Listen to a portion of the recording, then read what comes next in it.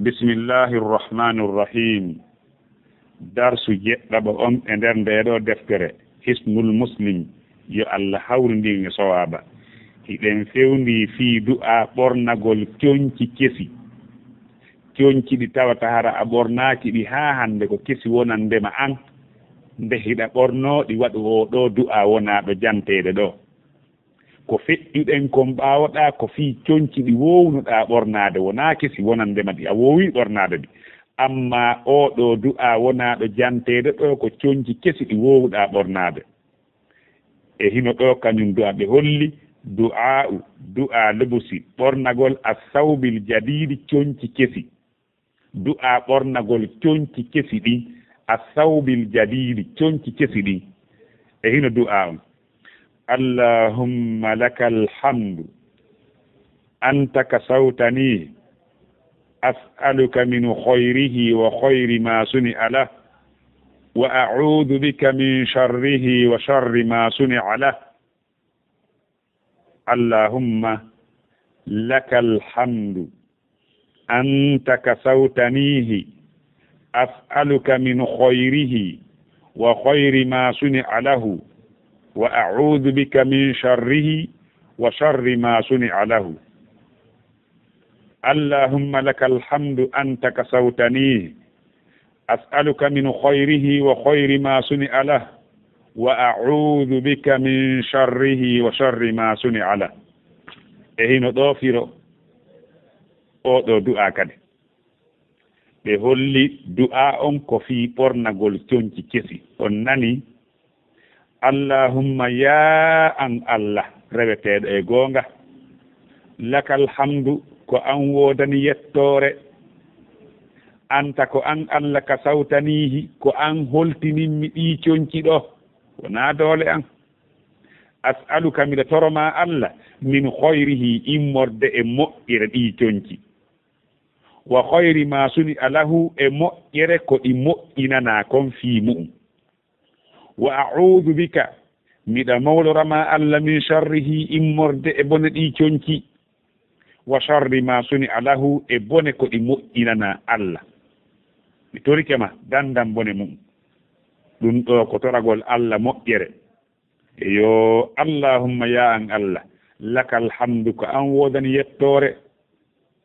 oɗo hadis ko egga e mum ko Abu Sa'id al-Khudri radiyallahu anhu o wi wonde nelaɗo maaki allahumma lakal hamdu anta kasawtanihi as'aluka min khayrihi wa khayri ma suni'a lahu wa a'udhu bika min sharrihi wa sharri ma suni'a lahu. hina firango allahumma ya an Allah lakal hamdu ko an wodani yettore anta kasawtanihi ko an holtininmi ɗi coñci ɗi woni e ɓornade ɗo ko an holtininmi nde tiggare ɗo ko an holtininmi o pantalon ɗo ko an holtininmi nde o dolke ɗo ko an holtininmi ɗe paɗe fof no ɓorne ko an holtininmi ɗum fof.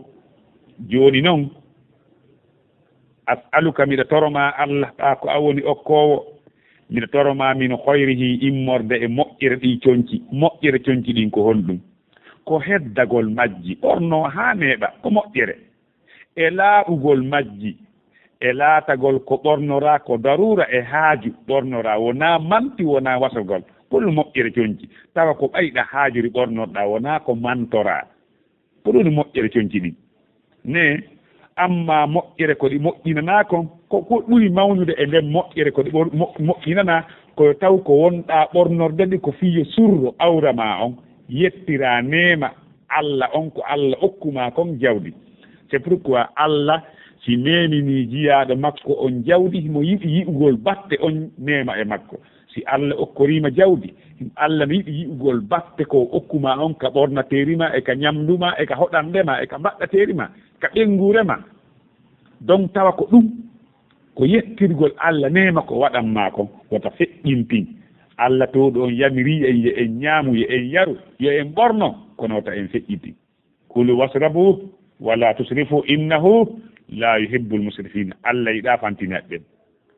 donc amma ko faanda kon toragol e moƴƴere ɗum ɗo koyo laato ɗiɗo coñci konaɗi ɓornede ɗo ɓe holli allahuma yan allaka alhamdu ko an wodani yettore anta ka sawtani ko an holtinimɓe ɗi coñci asaluka mi toroma min hoyrihi moƴƴere majji wa hoyri ma suni alahu e moƴƴere ko ɗi moƴƴinana wa audu bika miɗa mowloroma kadi miɗa toroma ya dandan awa min sharrihi bone majji wa sharri ma suni alahu bone mum ko honɗum bone mum koyo laata coñci ɗin ko coñci harmuɗi ma ko coñci soɓuɗi ma tawa wona neɓayɗi ma tawa ko wonayɗi saabu yeddugol Allah wona koye miniyoy e fartahoy wona koye moƴƴinede ma tawa ko coñci ko mantagol ɓornora ma ko haawitare e wasede yondinagol ɗum ɗon ko bone noon e coñci maɗi yo taw ko ɓornorɗaɗi ko fiiɗi surru awra ma on ko ɗum moƴƴere